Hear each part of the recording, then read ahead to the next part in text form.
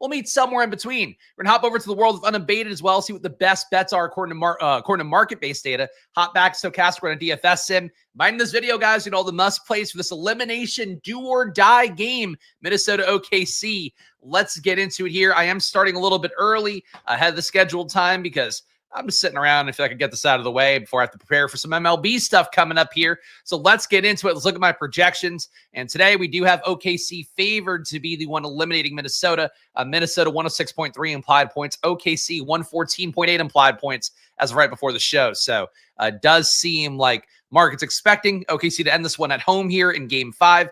Minnesota going a little bit adrift last game. Anthony Edwards complaining after the game he didn't get enough shots up. I think he'll press the usage today, and frankly, wouldn't shock me if they die on Anthony Edwards' sword of him getting more shots up, gunning a little bit more today. But we'll see what we have in the data. Top pick to play today for me by a pretty decent clip, about 7 fantasy points. It's SGA. 54.5 is the projection I have for him. For comparison, Anthony Edwards at 47.6. SGA also, I am 2 points lower than Stochastic. That said, right before the show, the sim I ran got SGA in about 46% of my sim top 150 lineups. Fields at 49%, so basically holding hands there. SGA at captain got him at 30% before the show. 37% is the Fields expected ownership there. So SGA, a very chalky play today. I didn't play the weekend slates like I talked about. Was sick. Did watch the games because I was just laying around dying, feeling awful for myself. Jaylen Williams, a guy that I know I would have had a lot of in that last game. I still think the same thing here, where if he makes it as captain, that's a way to get SGA, possibly SGA and Anthony Edwards in, along with some cheap guys. Jaylen Williams put up a 30% usage rate last game, was definitely still behind where SGA was with his 47% usage rate. That's crazy. Ton of possessions here. You still expect SGA to be your most likely captain, but I do think if Jaylen Williams has another good game here, like he's pretty much had all series and he's had a lot of them in the playoffs, I think that Jaylen Williams is your most likely way to get away from SGA, but you'll be playing a lot of both guys today. Anthony Edwards at number 2, 52.5% expected ownership for him. According to Stochastic, I'm getting him at 47. In terms of the sim exposure right now, I'm getting Edwards at 19% and change. Fields at 18% and change, so I'm a little bit above on Anthony Edwards. I really think Anthony Edwards gets shots up today. I would say I usually don't make these kind of rules for a showdown, but I really feel like given this being an elimination game for Minnesota and how Anthony Edwards complained last time out, where he did, again, drop his usage down in that spot. I think he actually had the 3rd highest usage on the team last game. Might be worse than that. Edwards had 23.8% usage. Jaden McDaniels led the team with 25%. Terrence Shannon had 40% usage when he was out there, so he was just gunning for the 7 minutes and change he was out there. A bunch of guys around 22, 23%. Nickeil Alexander-Walker had 24% and change. And had 23.8%. So I think he's going to get that up a lot more, close to where he's been throughout the regular season. We're talking 35% and change. Throughout the playoffs, it's been ebbing and flowing a little bit. But he has in the playoffs had about a 29% usage rate. So losing some to Randle's not helped him out. But that's a drop off. Like you're talking a drop off of 6 percentage points. So, about 6% of the possessions going away from him. I think he fixes that. And I think fixes it by probably getting closer to a 40% usage rate today would be my guess for Ant. So I'm comfortable getting to a lot of him here. I think there isn't as obvious a pivot in the spot, at least as I view it, because I think with the way he talked to the media after that game, I think he's going to get his, or he's going to do like some weird Kobe sulking thing and keep passing and get less shots up. It's in the realm of outcomes. I think that he could totally throw in the towel today. Like I'll say that he's a competitor, but I kind of feel like there's a little brattiness coming out with, again, how he was talking to the media last time out about not getting his shots. Maybe that's your way to get unique on the slate. He's going to be really highly owned. Not quite as highly owned as SGA captain, but still very highly on the flex and theoretically more highly on the flex. Jaylen Williams, we talked about, again, had the great game last time out, 30% usage rate. Really, all the possessions were coming down to SGA and Jaylen Williams. I do think I put Chet Holmgren in the thumbnail. Number one, I think this face fits with that Chet Holmgren image. I feel like that's not a flattering Chet Holmgren photo. He looks like some sort of a melting scarecrow monster somewhere in between there. I'm not really sure. But the main thing for me with Jaylen Williams is like he's kept Chet Holmgren at bay for the most part in terms of getting usage up the series. Holmgren last game, still 23.8% usage, but you're talking about 7% less than Jaylen Williams, which is an appreciable amount. I think for Jaylen Williams, if he doesn't succeed today, even though I don't like Chet Holmgren, like Jaylen Williams a good bit more, getting 43% exposure in the flex compared to Chet Holmgren at 23. For Holmgren, to me, I think he's probably your most live pivot to Jaylen Williams, where if the scoring doesn't go Jaylen Williams' way, it means SGA probably got more, but even if SGA gets more, he can't put up more than a 50% usage rate. Like, I mean, I guess he could in some world. If he is me in NBA 2K, he could do that. In real life, you're not going to get more shots than SGA is getting up right now. So for Jaylen Williams, like the only guy who really could take shots away from him meaningfully is probably Holmgren, to a lesser extent Hartenstein, Caruso tier, maybe in some world, but even Aaron Wiggins isn't in the rotation as of last game. So like you really don't have gunners in the rotation. They're just putting more defenders out there. Your Keyshawn Wallace is putting up 13% usage. He's out there for defense. Lou Dort certainly not out there for offense either. It's hard to imagine Jaylen Williams failing to me unless Chet Holmgren gets there. So, and it's an important one to highlight right away. I feel like to me, bumping Chet Holmgren to line stop Jaylen Williams, that would be a logical thing to do, especially for me where I don't think I'll play a lot of Chet Holmgren. When I do play it, it's probably going to be played more as a Jaylen Williams fade. Julius Randle, he's kind of cratering in the series. Low usage last game, another 17.8 fantasy point game from him. Thought he had a shot at a bounce back, but he really has been kind of figured out here and stymied. Him being so awful here and being so highly owned, 20% ownership expected to go Randle, and Stochastics ownership 52.5% for Ant. Maybe there's a world where you play Randle in an Edwards fade. I think that's probably your best way to play Randle. At 9,600, though, he has really come down quite a bit in the series in a way that, I don't know, he's not ready for a team like OKC that has the bigs that can defend, that has the fast, athletic guys that are strong. Again, he's another guy I feel like Minnesota kind of exposed some weaker teams the first couple rounds, some teams that maybe weren't, certainly weren't full go, full health. It's hard to make a case for Randle besides the fact he's 20% owned. Really stands out here when you have so much ownership going SGA's way, Edwards' way, Jaylen Williams' way. If it goes to more of a Randle situation, Chet Holmgren situation, that's going to be much less covered in terms of ownership, including for me. I'm only getting 15% Randle in my top 150. Captain ownership for Randle, let me confirm that.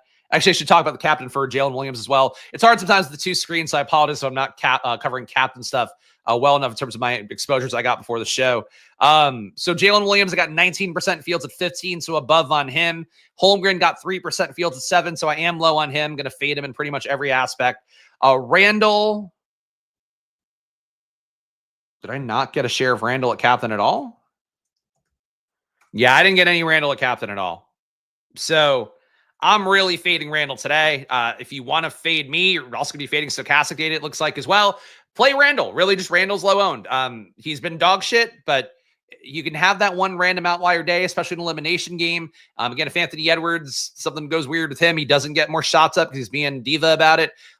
Julius Randle maybe can benefit, even though certainly was more of a situation where McDaniels got set up by Ant more last game. That could change this time out. So Randle's best asset, his best ability is availability, even though he also has lost some minutes in the series as well. But he's out there enough, projected to play 32 minutes. Randle is not a dead play, even though it might feel like it.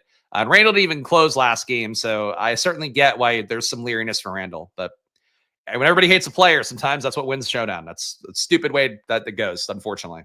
Tell me, and I said there's a guy yesterday was in third place in one of the bigger tournaments yesterday. I guess it was the 4-point play. I was in third place heading into the fourth quarter, and then just fucking sank when Tony Bradley didn't get one of the free throws. Like, oh, we're done here. Showdowns are a tough beast, but for Randle here, just being that low owned is noteworthy. Chet Holmgren, we talked enough about. Again, I don't like him as a play, really, but I do think he's your best leverage against Jaylen Williams. Jaden McDaniels went nuts last game, getting him at 45% here. Another reason I'm kind of bummed I didn't play that slate. It was a Jaylen Williams slate. It was a Jaden McDaniels slate. Two guys that I certainly have had well projected throughout the playoffs so far. I like McDaniels here. I don't think he's going to hold up and get as much usage as he got last time out. Got 25% usage in that game across 31 minutes, 40.5 DK points in that one. Still a -5 in terms of the plus-minus numbers, but played pretty well. In particular, had a hot first quarter, hot fourth quarter. I think that for Jaden McDaniels, the stock still being there, like I like that. I don't think the usage holds, but he's really one of the only effective parts of this offense right now with Randle cratering. I guess Nickeil Alexander-Walker as well. In terms of guys who've played the best this series, it's basically, McDaniels, Alexander-Walker. I guess Steven Genzo last game hasn't had a great series.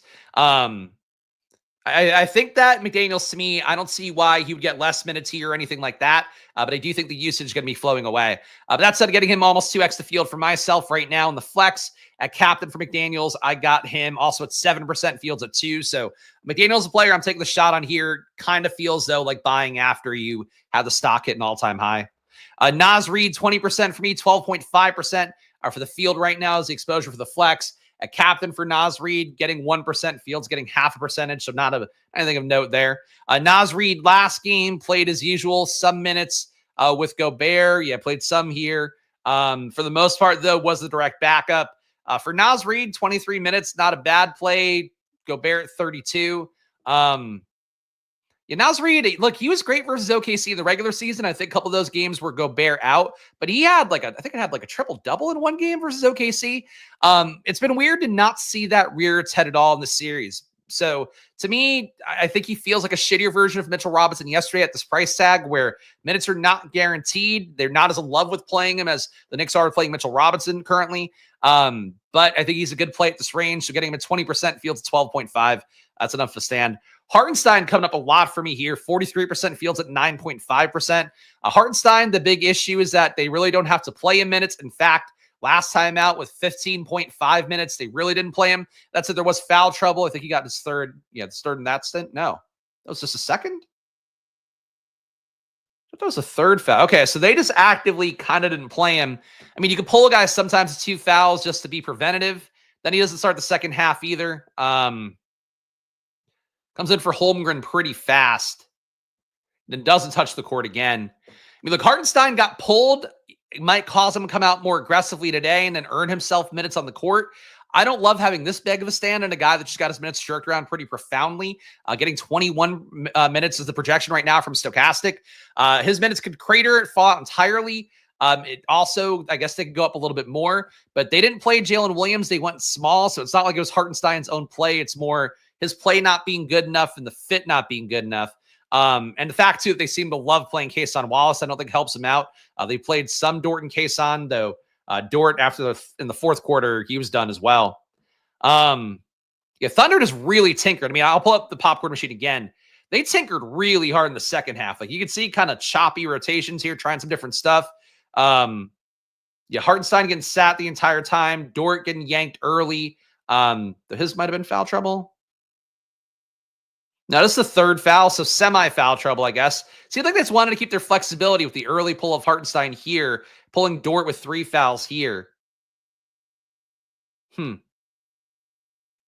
think for the Thunder, you really got to be prepared for anything is really the main thing. But just a little bit of a messy rotation that second half that makes it hard to say, like, oh, this guy's a starter. You know, the backup here, if he plays well, should, produce something. That doesn't always pan out. Like Tony Bradley, you knew would be chalk. I was like, I tried to play some more Miles Turner, did play some more Miles Turner. That was an awful play. The Siakam part, leveraging against Obi Toppin worked out okay, but it's easier to do that when you know, okay, this guy plays, then the backup plays. When the rotation just shifts around and you have random guys coming in different groupings, some guys getting yanked early.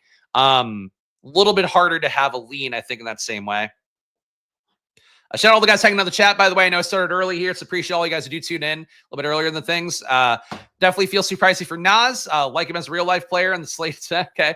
Love the broken up thoughts. Like that's almost like a haiku. Kenrich minutes are fun, I guess. I mean, the fact they're going smaller is a positive. Kenrich getting minutes, as I am the KY mentioned here, in the first half and the second half, maybe a good sign. I just don't know what to trust, man. Like Wiggins not getting minutes last game surprises me. Like thinking through, the Thunder was in the lead, so you don't really need Wiggins. But let's say the Timberwolves are in the lead this game. I think you then get Wiggins back in. So that's something where Wiggins won't even be projected for minutes, really. Yeah, Wiggins doesn't even, I don't think he's not on the sheet because he fell off price-wise entirely. DraftKings priced him down to 1K, so he's now off my sheet, I believe. Wiggins. Oops. Wiggins. Yeah, Wiggins is 1K with a 6.7 point projection after falling out the rotation with 7.3 minutes from Stochastic. So he's like your Terrence Shannon tier. I don't know. The Thunder rotation is going to be weird, though. I think I'm pretty confident in that. Thunder rotation, I would try to be a little more agnostic about than I usually am, where I think it's more about, you don't have this player in this lineup, try to balance this guy. For your secondary Thunder pieces, I think you're just getting who you get and try to flatten it out if you can. Anyway, besides that here, these are all your top 50 guys. Talked about most of them already. Rudy Gobert played 30 plus minutes last game. He and Naz Reed played minutes together, 6,400. He feels to me like a much more live play than Hartenstein, but I do have Hartenstein. I don't get, Stochastic gave me a lot of fucking Hartenstein. mean, granted, I do have him better projected than Stochastic does, but I feel like I should be getting Gobert more. Like Gobert, I have higher projected at a cheaper salary. I guess the ownership's a lot higher for Gobert, so Hartenstein being decently projected for me and low owned is a thing. But I would gladly swap these ownerships here for Hartenstein and Gobert. Like I'm happy to be contrarian on a showdown, give myself a shot to get a solo share or, a 5-way chop as opposed to the 100-person trains you're going to find out there. But like Gobert's a much better player than Hartenstein relative to how these guys are in the rotation right now. Caruso playing meaningful minutes. Last game played 33.5 for himself. Lou Dort, Kason Wallace eating from the same tray of minutes, but they're all playing a ton. Kason Wallace, the low man at 28, rounding up there. Lou Dort at 30, Caruso at 33.5. There is a push-pull with Hartenstein here where if you're getting more of the little guards, maybe you want to have Hartenstein lineups where you're not getting more than one out of the three, I think. But they like that small guard rotation last game. Again, if Hartenstein gets hot, that's really, I think the sim is trying to solve for that. Where if Hartenstein gets hot, he changes rotations around, and then you don't have to play as much Caruso, don't have to play as much Kason, don't have to play as much Dort. I mean, you're still going to get some of those guys, but like those players get less appealing because the minutes aren't going to be entirely vacated by Hartenstein like they were last game. But they were entirely vacated by Hartenstein last game. So like, the assumption would be again that you get more Caruso, more of the guards, more of the defense heavy guards, Caruso, Wallace, and Dort. But Hartenstein's the leverage. So I get what the Sims doing here, but fading Caruso, more Hartenstein, being a little bit above the field on Gobert, so much higher on Hartenstein. I just don't love that much of a Hartenstein lean. And Nickeil Alexander-Walker, 57% of my top 150, Fields at 46. He got crazy usage last game, played a ton of minutes as well. He got to 29.3 minutes, including playing with the closing group with DiVincenzo, who's also playing hot, Anthony Edwards, McDaniels, and Gobert. Randle and Conley got sat down here. Really a thing for Nickeil Alexander-Walker. Feels like those minutes are not the sturdiest. Still feels like you get Conley in any given moment as a playoff veteran. I think Josh was talking about, my pal Josh Engelman on the strategy show on Stochastic this morning, was talking about how, he's a stabilizing presence. He's one of a few guys with the positive plus minus in that last game. Maybe you get that more here, but they seem like they've the more athleticism, more ability to get shots with Alexander Walker because, they're getting smoked by the Thunder a lot. So I think playing Alexander Walker a lot seems okay. 57% of my top 150 has him. Also got him a captain at 8%, Fields at 4%.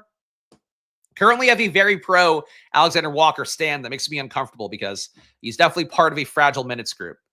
And I would say capping exposure to Alexander Walker, I think that's still a decent move. Trying to get that paycheck. He's also playing his cousin. He doesn't like people mispronouncing his first name, like Charles Barkley's been doing, calling him Nickel. So, he's got a lot of things working for him. And he is a guy that's in the past, if people are newer to the world of fantasy basketball, I don't know why you'd be playing a DraftKings Showdown this time of year if you're totally new to it, but it happens.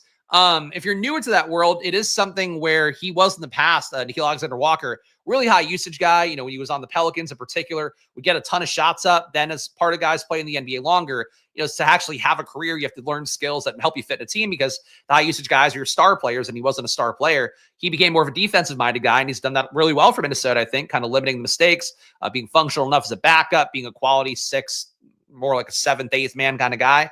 But, now he's getting to show, what he could do as a scorer a little bit. And he was a good scorer, not an efficient scorer, but a good scorer. So I think for him, I get it, but it is a situation where the minutes are really fragile for him, for Conley, for DiVincenzo. They're all eating from that same plate again, much like that secondary group of Thunder guys / the secondary group of Thunder guys and Hartenstein, I guess, collectively. Terrence Shannon, as we talked about, getting a ton of usage off the bench last game. I don't really know why. He's barely a dude. He has a very old rookie experience. So maybe that's part of it. He's basically kind of guy you have ready for the playoffs more than your traditional rookie because of how old he is. But he and Aaron Wiggins are your two players that could not be in the rotation, could be in the rotation and give you the win tonight. A little bit spooky, but I think you take that shot here, 5% ownership. It's not the case like yesterday with Tony Bradley being really chalky. We ended up seeing, I think Delon Wright still ended up being in the winning lineup, though he might have fallen off. But it ended up being a thing where Delon Wright teams were ahead, Landry Shamet teams were ahead, because they were the 1K players like we talked about who were just the same price as Tony Bradley was chalky. Today, you're not going to have that chalky 1K player. The chalkiest option you'll have is Kenrich Williams at 15%. Maybe that picks up a little bit more. But Shannon and Kenrich to me seem appropriately owned. You're going to get some of them here. But to me in the flex, I barely got any. Got 3% Shannon, 1% Kenrich Williams. Those are your cheap guys today, besides Wiggins, who also I think did not come up. Did come up a captain. Did come up the flex. Yeah, got Wiggins in the flex 3% of the time. So collectively about, what, 10% exposure to these guys for me? A little bit less than that. Not big stands for Shannon, for Kenrich, for Wiggins, but they are your cheap plays to go to tonight. Nickeil Alexander-Walker, and again, might make more sense tonight because you don't have a Tony Bradley who's actually going to be chalky there. Nickeil Alexander-Walker, talked enough about him. Mike Conley, direct leverage against him. If Conley plays well, if Conley can be efficient enough, he probably pulls minutes directly away from Alexander Walker. They can play together, though, so would still say you probably want max 2 out of 3, Alexander Walker, Conley, and DiVincenzo. That's been the case the entire playoffs. But even then, playing 2 out of 3 might be a bit much, even though, obviously, DiVincenzo and Conley hit, DiVincenzo and Alexander Walker hit in a huge way last game. Kason Wallace, 27% here. He's playing good minutes. Price tags come up, though, to 4,200. Not quite as good of a value as some other guys here, but definitely a much more legit player than Kenrich Williams and Terrence Shannon. Kason Wallace's minutes being jerked around, I think at this point, be a surprise to me. He has really outplayed even his regular season run at this point with being a relied upon defender, being able to do just enough scoring and peripherals to stay out there and be useful in fantasy. You're getting Kason Wallace here. Not really a captain option for me with... You got no Kason Wallace captain exposure. So he's a good value play, probably more of a flex play than a captain play, which you guys should know at this point, hopefully. Alex Caruso, 21% for me in the top 150. Fields at 37. Talked about him already. SGA, technically top value despite being 12-4. Same thing for Jaylen Williams. DiVincenzo, not really projecting him too much highly here. One aberration game is not everything. For all you know, today could be a game where the T-Wolves pick up the lead early because of Ant, because of Randle, who knows? And then basically DiVincenzo doesn't see the court because they want defenders out there over him then at that point. Last game, though, Thunder pulled the head. They needed scoring. Alexander Walker and DiVincenzo gave it. Next time out, that might not be the case. And certainly if Randle plays regular minutes again, if Conley plays more minutes, DiVincenzo, one of the first to suffer, most likely alongside Alexander Walker. And Jaden McDaniels, we talked about already, high usage last game. Probably not going to carry as high of an opportunity this time out, but still a strong play overall because he'll be out there for his defense. And he's been one of very few bright spots for Minnesota this series. We're going to go game-by-game view here, which should be really fast. Then we'll look at the betting markets. And again, did start early today because it's rainy here, and I have a few hours to kill before very late MLB Live Before Lock show today at 6:15. I think it starts. Actually, might be 6:30. Stochastic, not the best sometimes at the timings for the MLB slates because they're weird lately. The game itself, or the game starts today at 7:40 Eastern, so it's going to be somewhere around 6:15 or 6:30. But I'm doing MLB today. I want to go prep for that, so getting this done bright and early because I'm really peppy and enthusiastic. As you can tell. No, I'm mentally here. I did the data prep already. I'm good to go. So go prep some baseball after.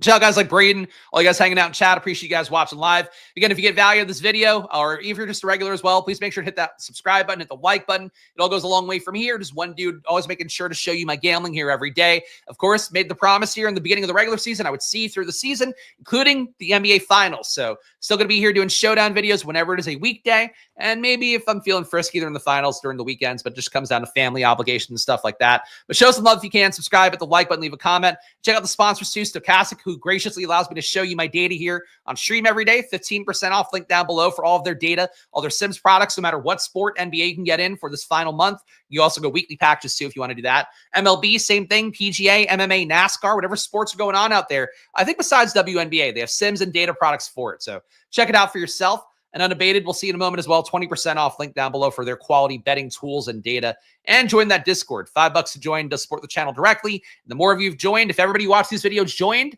I'd be a happier man. Because it wouldn't be like crazy money. We'd be doing okay. And I get to talk to you guys, which I think is nice. Getting to know people on a human level is one of the bright spots me here for being a niche content creator. Like, it shock you guys to hear the ones and ones views we get on DraftKings Showdown videos. Sometimes human connection goes a long way. Minnesota here, we feel like we've talked about it enough length already, all the parts of it.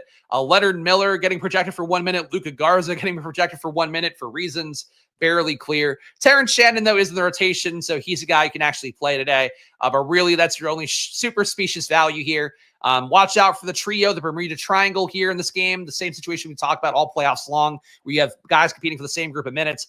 Alexander Walker, Conley, DiVincenzo, they're all competing for the same swath of minutes here. If one has an outlier, the others suffer a little bit. If two have an outlier, the third definitely doesn't make a lineup, most likely. And I'll say definitely doesn't make a lineup. I won't even add the caveat on there. Definitely doesn't make a lineup. For OKC on their side, SGA, Jaylen Williams, your big ticket items here. Chet Holmgren, the most live pivot, but really just not a player I'm getting to in the playoffs very often.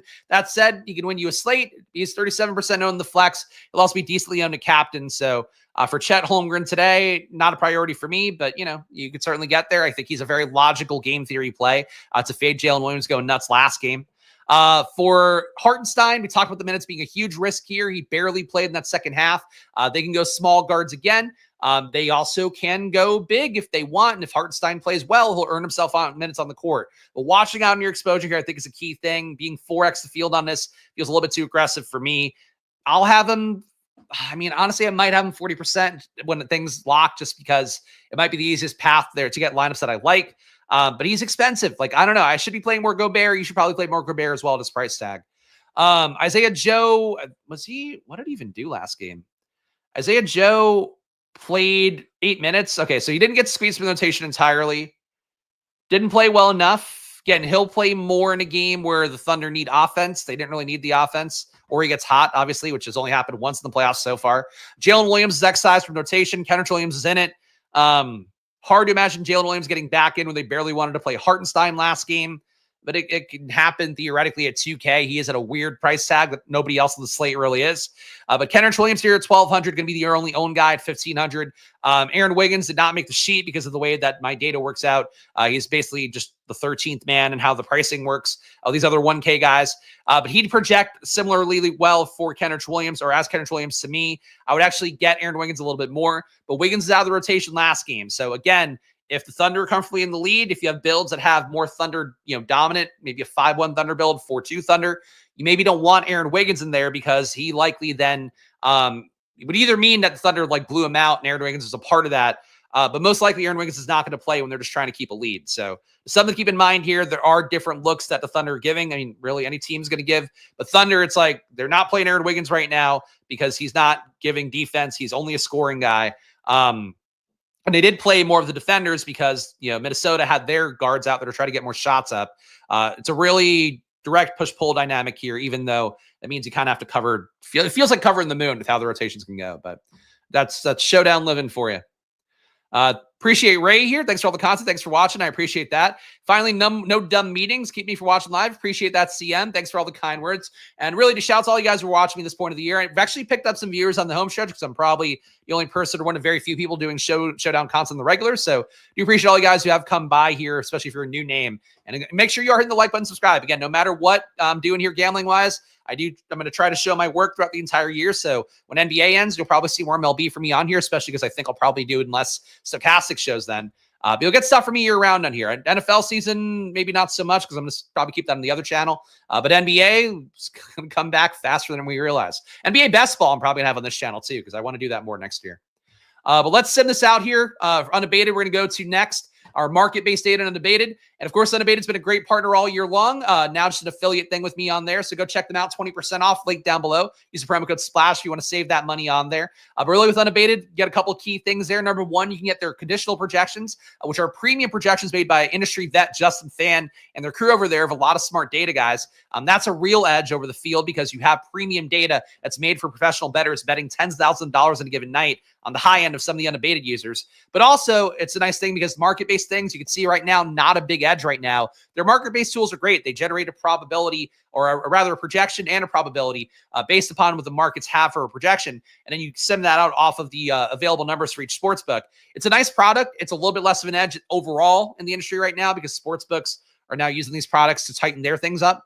But basically, you do have different tools that work well for various sports. In NBA right now, though, as you can see here, we got nothing I would actually bet. You want a 2% or higher EV generally for market-based data. Unless you're desperate and betting at high volume, you could do 1%. So I'm not going to recommend any of these. But Anthony Edwards, worth noting, a little bit of EV on under 27.5 points on your pick'em sites. Rebounds coming up next year. Hopefully we'll get some bets. Probably a few for Indiana and the Knicks for tomorrow. It tends to be how it bees. That tends to be how it bees. That tends to be how it is for the most part because these lines having a day to catch up with the markets putting out lines a day before the game actually starts. They get kind of bet. It's a no man's land for the most part. But for Knicks and Indiana, we're not there yet. For Josh Hart, under 9.5 rebounds tomorrow. The minutes have been down for him with Mitchell Robinson starting. Knicks could change it up tomorrow, but I don't know why they would because it seems like they like Mitchell Robinson still, no matter what. But Hart, 5.2% EV under 9.5 rebounds at minus 132 odds on FanDuel Sportsbook. Mitchell Robinson under 8.5 rebounds, 4.7% EV for him at minus 130 odds on DraftKings. So seemingly the market's having a little bit overpriced for both. You could end up maybe losing both bets somehow because these guys can play big minutes, but they do eat from the same tray of minutes overall. So Josh Hart, Mitchell Robinson, 2 unders on rebounds, looking plus EV here according to Undebated's data. And Donte DiVincenzo under 3.5 rebounds, close to playable here at minus 154 if you just want to get a bet in. But, it could be better. Assists, then we'll do our DFS sim. We'll call it a day here. Okay, not a lot. I think we got one bet, though. Let's resort. All right, DiVincenzo. So DiVincenzo fade here coming in with the betting market so far. DiVincenzo. Oh, no, you know what? Never mind. I'm looking at the wrong thing because it was highlighted. I'm an idiot. It just moved is what that means. 2.7% EV for the over for DiVincenzo assists. Last time got a lot of usage. Still worry about his minutes getting jerked around if Conley plays better in one of these games, or they just trust Conley more and keep him out there for the game flow working in his favor. But DiVincenzo over 2.5 assists, minus 145 odds on DraftKings gives you almost 3% EV, 2.7% EV on that one. That's a nice bet to take for DiVincenzo over 2.5 assists. Other ones, not so much. And PRAs, our last step before we run the DFS sim on Stochastic and see what they have for us. Oof, that's a good net crack.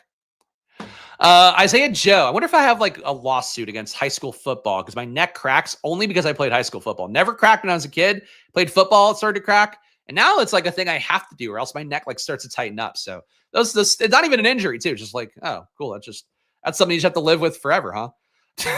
for fucking barely playing at that. Isaiah Joe over 6 PRAs on Prize Picks, 3% EV for Isaiah Joe today. Not playable anywhere else. Underdog pulled their line of 6.5. So Isaiah Joe only on Prize Picks looking like a good addition to a pick'em. Josh Hart under 22.5 PRAs, minus 102 odds on FanDuel. It's a 2.4% EV. Only bet you want to take here for Josh Hart coming up. And again, the minutes in that game tomorrow, he's playing a lot, but like they are lower than they have been the entire playoffs. So probably a slight mispricing. Naz Reed under 17.5 PRAs, good in your 2 pick'em sites, Prize Picks and Underdog. That's a Naz Reed under 17.5 PRAs, 2.3% EV. Isaiah Hartenstein under 15.5 PRAs. Hate to see that, given that I'm going to be playing too much of them. 2.1% EV for Isaiah Hartenstein today, minus 110 odds on DraftKings Sportsbook. It's going to be your best bet for Hartenstein on there. Shout out guys like Tyler joining. Glad to see him here for this little NBA Showdown video. Last stage of our journey. Going to go to Stochastic one more time. We'll see what their data has without any imprint from me on it. And of course, I will be coming up on Stochastic for MLB later today as well. So if you want to get my takes on there, I haven't even looked at the slate yet, but I'm going to spend the next couple hours digging in and maybe playing some MLB The Show if I get if I have the ability to pull it off. I'm going to try to do that too. Let's not sim some MLB lineups though. Here we go. NBA Showdown. There we go. We got it. We figured out how to use the tool I've used thousands of times on stream. We got there. But guys, show some love if you can. Hit the like button, subscribe. It goes a long way here. Again, no matter what, I show up and do the work here for you guys this NBA season. That was my promise to you. And of course, we'll keep seeing it throughout the NBA Finals. And of course, I'm gambling on these slates same way that you guys are, using the same data I show you, my own projections. And of course, you get access to that stuff too. But even if you just want to see it for free every day, I do appreciate you guys subscribing, hitting the like button, leaving a comment so we can build here and hopefully get some better deals, better stuff going for the next upcoming seasons of things. So I'd like to find a way to keep it going, but money's money, as we all know. All right, let's run this contest sim here. 5,000 lineups competing 10,000 times on Stochastic. And if you want to have it for yourself, the sim product or their data, check it out. 15% link down below for Stochastic. That's 15% off all their data, all their sims products, no matter what sport. And you can also get there too. And basically it's 15% off in perpetuity. So it's a really nice deal they give actually the affiliate stuff because they don't have a ton of them. Us affiliates, me included, me specifically, I guess. Actually, I don't even know who does affiliate else. I don't know who else it does it besides me. It might only be a thing that I do and they just give me money to keep me afloat. But either way, though, you get 15% off in perpetuity. It's every month, not just the first month. So a little bit different, some of the promos they have. So if you are a Stochastic user and you're coming over here, I don't know, use a new email, sign up. It's a really good deal for on there, especially for the legitimately though, like it's the most expensive package. Like the most expensive package, like people get for cheap as some people pay for like 1 month of NBA with my promo code. And I see it because I get emails each time somebody's charges go through. So just a little pro tip from me, follow your hearts, but check out Stochastic. If you do check them out, use my promo code. All right. Top lineups right now.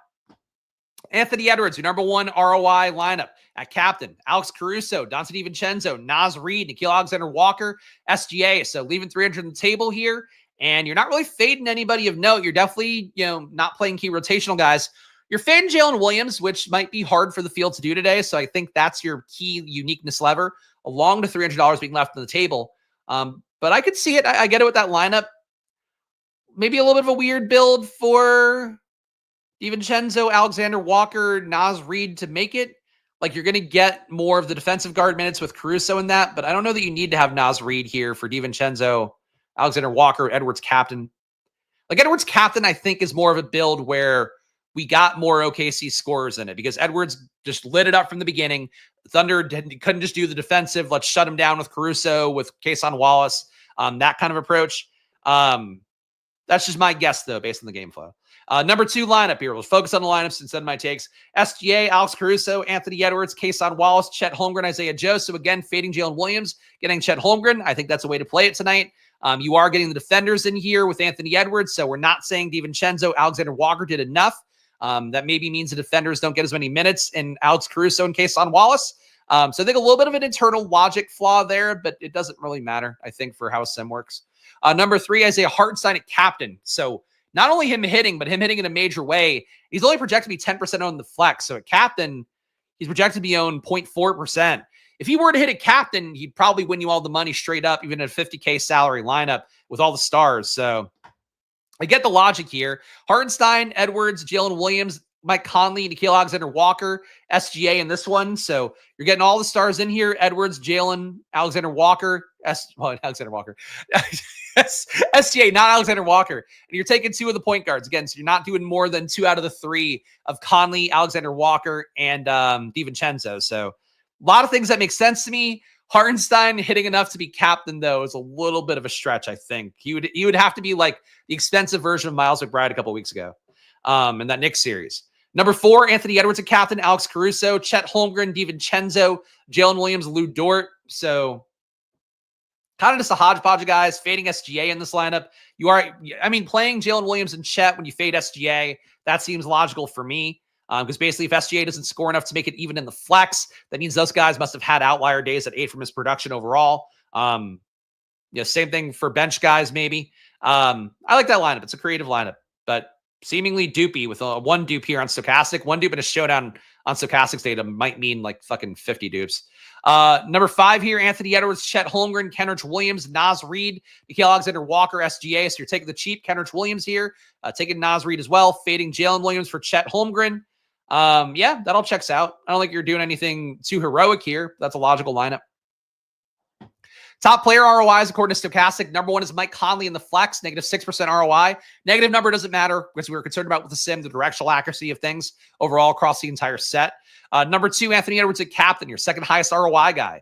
Number 3, Aaron Wiggins in the flex, guy who might not play a single minute, is your third highest ROI guy. So I think this speaks better to what I was talking about before when you were looking at the popcorn machine with how like these rotations, like I can usually decipher rotations pretty quickly going through the popcorn machine and how that lays out.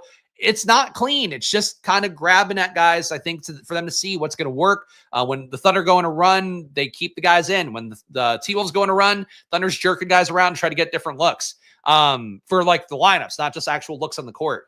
So it's a little bit weird here, but like for Wiggins to come up at number 3, people might play him some amount here and he might not play a single minute. So it's a really fragile spot, but seemingly an important one with him being the third highest ROI guy. Cason Wallace at number 4, another guy whose minutes are mostly secure, but definitely some fragility to it. They need to get more offense in. Number 5, or if somebody just plays better from the starting group. Number 5, Nickeil Alexander-Walker in the flex as well. Number 6, Anthony Edwards in the flex. So both Anthony Edwards positions here. Captain at number 2, himself in the flex at number 6, and SGA at captain number 7. Top exposed players overall. Highest exposed guys, Anthony Edwards in the flex, 54%, Fields at 51. SGA is at number 2, 40. Wow. Dead even, 49.3 compared to 49.2. So really heroic stand for SGA. Nickeil Alexander-Walker, 39% fields at 47. So still getting a lot of Nickeil Alexander-Walker, but less than the fields expected to play. Mike Conley, 36% fields at 37. That seems logical. If you're getting less Nickeil Alexander-Walker, you should get at least with the field on Conley and DiVincenzo.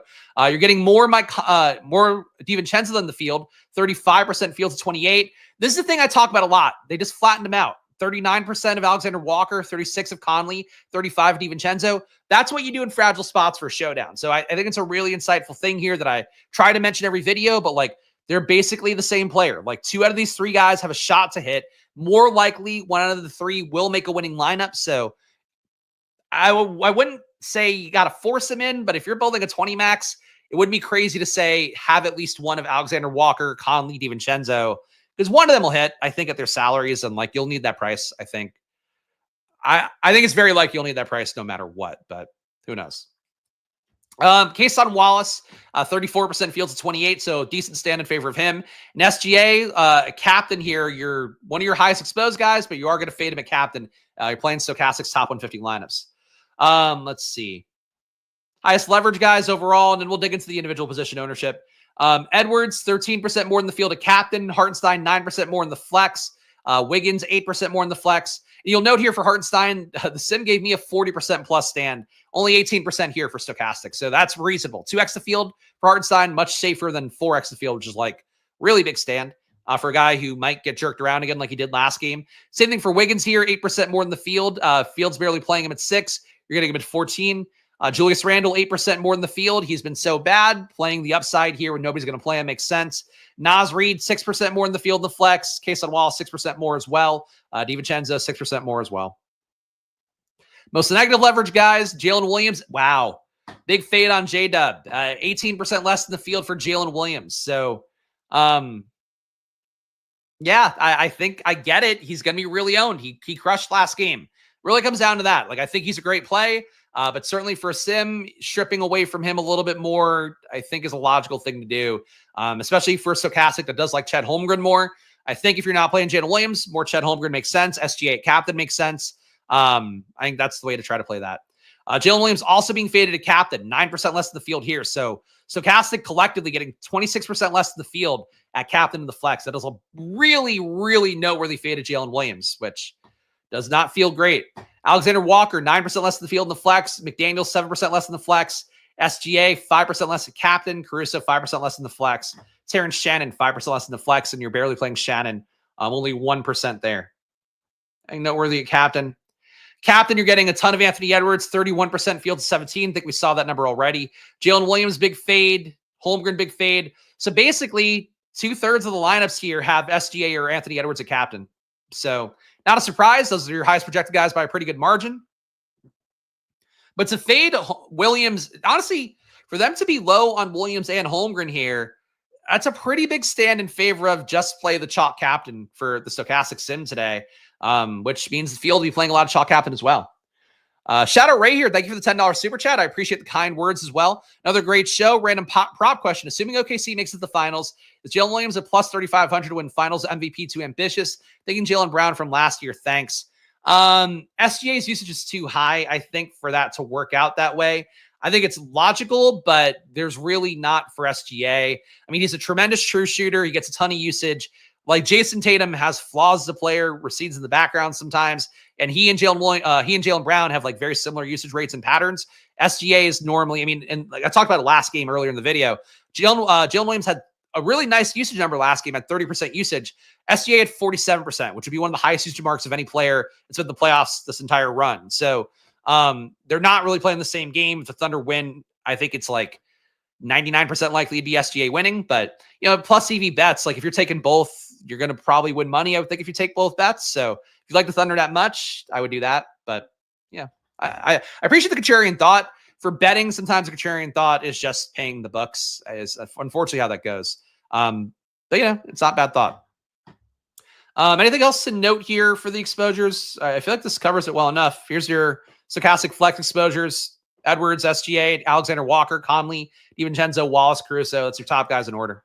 I'll give you guys my splash plays here to round us out. But before we do that, one more run through plugs here.